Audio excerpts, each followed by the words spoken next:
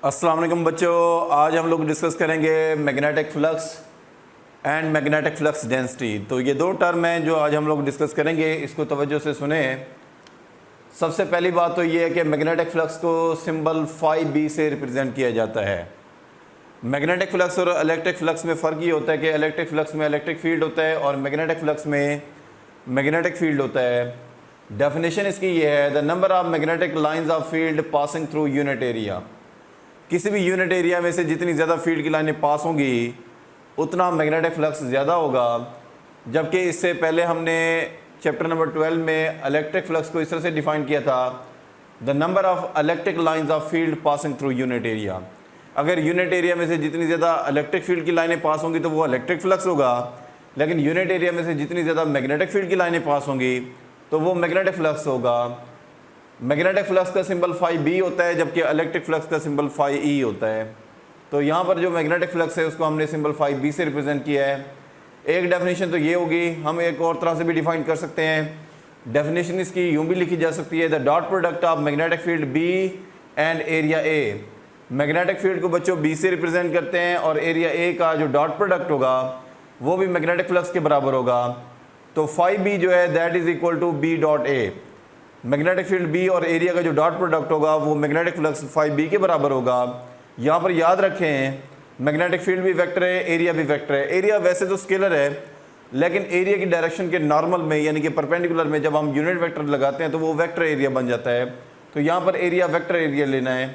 तो magnetic field b और area का जो डॉट प्रोडक्ट होगा वो मैग्नेटिक फ्लक्स φb के बराबर होगा। मैग्नेटिक फ्लक्स जो है वो एक स्केलर है, जबकि मैग्नेटिक फील्ड b और एरिया जो है वो वेक्टर है, क्योंकि ये डॉट प्रोडक्ट है और डॉट प्रोडक्ट हमेशा कॉस प्रोडक्ट होता है। हम इसको लिख सकते हैं b ए कॉस थीटा, और कॉस थीटा का मतलब है कि रिजल्ट मैक्सिमम तब होगा जब वेक्टर b और वेक्टर a जो है वो एक दूसरे के पैरेलल होंगे। तो पैरेलल की सूरत में हमारे पास रिजल्ट मैग्नेटिक फ्लक्स का मैक्सिमम होगा और परपेंडिकुलर की सूरत में मैग्नेटिक फ्लक्स जो है वो मिनिमम होगा।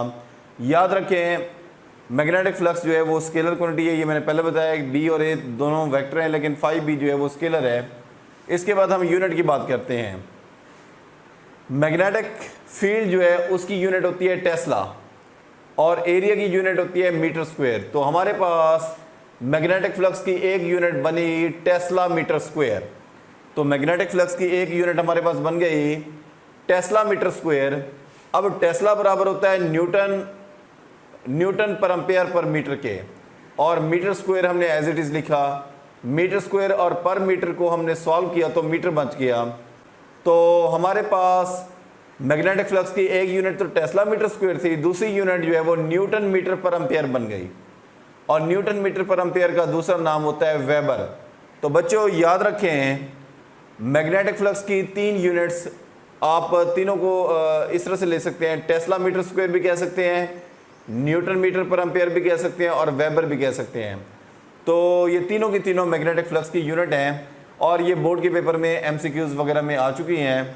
तो magnetic flux tesla metre square भी मैग्नेटिक फ्लक्स की यूनिट है, न्यूटन मीटर पर एम्पेयर भी मैग्नेटिक फ्लक्स की यूनिट है, और इसका तीसरा नाम है वेबर।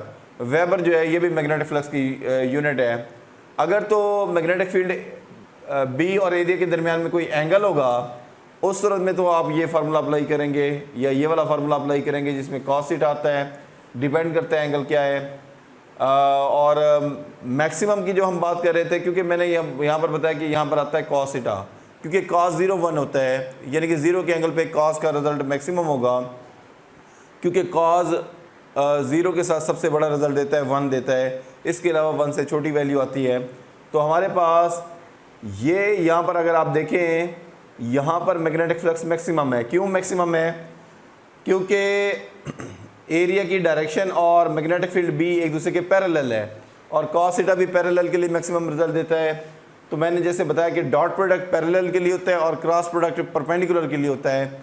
जहाँ कहीं दो वेक्टर का डॉट प्रोडक्ट आ जाए तो समझ ले रिजल्ट मैक्सिमम तब होगा जब दोनों वेक्टर पैरेलल होंगे। और यहाँ पर ये देखें, एरिया जो होता है, एरिया की डायरेक्शन तो उसकी सरफेस के नॉर्मल में ली हुई है, तो एरिया की डायरेक्शन जो कि सरफेस के परपेंडिकुलर है और मैग्नेटिक फील्ड ये दोनों पर पैरेलल हैं, तो इसलिए ये मैग्नेटिक फ्लक्स φb जो है वो मैक्सिमम होगा। मिनिमम कब होगा? जब एरिया इस तरह से होगा एरिया की डायरेक्शन ऊपर है और मैग्नेटिक फील्ड इस तरह से है, उस सूरत में हमारे पास मैग्नेटिक फ्लक्स मिनिमम होगा, क्योंकि इस पोजीशन पे इस एरिया में से मैग्नेटिक फील्ड की लाइनें मैक्सिमम पास होंगी तो फ्लक्स मैक्सिमम।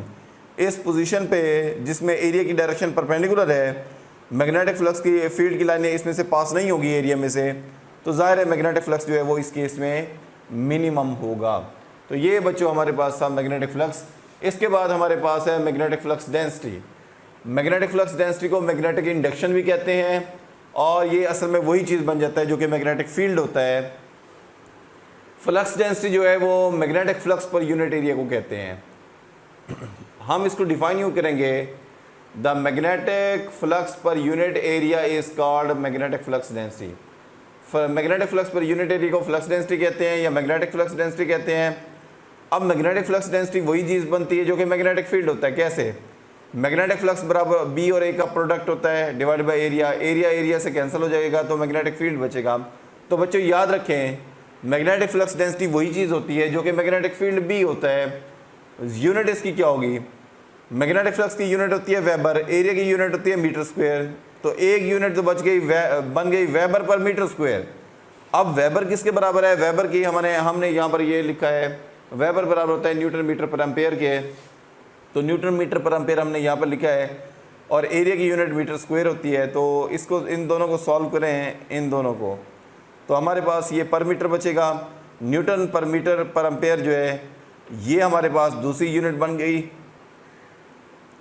एक यूनिट है वेबर पर मीटर स्क्वायर, दूसरी यूनिट है न्यूटन पर मीटर पर एम्पेयर, और न्यूटन पर मीटर पर एम्पेयर का तीसरा नाम है टेस्ला।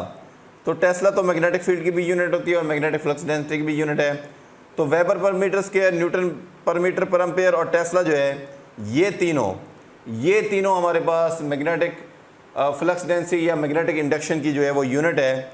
तो वेबर पर मीटर स्क्वायर, न्यूटन पर मीटर पर एम्पेयर और टेस्ला, ये तीनों की तीनों जो है वो मैग्नेटिक फ्लक्स डेंसिटी, यानी कि जिसको आप मैग्नेटिक इंडक्शन भी कह सकते हैं या मैग्नेटिक फील्ड भी कह सकते हैं, उनकी यूनिट है। तो 3 यूनिट ये वाली और 3 यूनिट ये वाली, ये आप लोगों ने याद करनी है, बोर्ड के पेपर में MCQs में आ चुकी हैं। बहुत शुक्रिया।